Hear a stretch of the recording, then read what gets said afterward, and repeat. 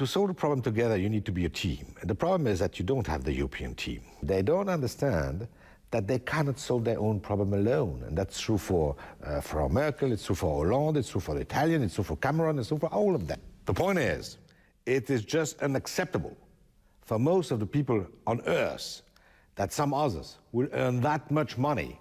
And on top of that, earning this money will take risks that they won't support themselves, but the rest of the world will have to deal with. Look, the banking system in Europe is sick, very sick, much more than people say. It has to be really cleaned up before growth will come back.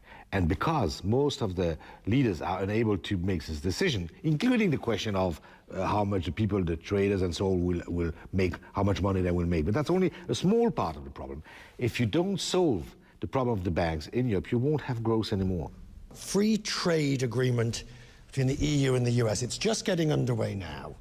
The biggest question in this story are standards. If you are able to define the standards as yours, then you're dominating the world. And that's what the US want to do, and I think the European should not be that naive. We're going to see. I hope that the Europeans will be able to have a fair agreement with the US. And what I see today in the papers, in not only newspapers, but also documents which are circulating, is that it's absolutely unfair, and there's no reason why the European will accept it. The only point is that they're divided. United Europe will be able to resist. A divided Europe, and we'll come back to what we said before, will not be able to resist. And you know well, as a politician of experience, divide and rule. Exactly. But that's the reality of Europe.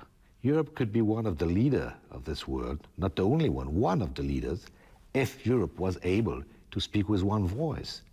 It's absolutely not the case.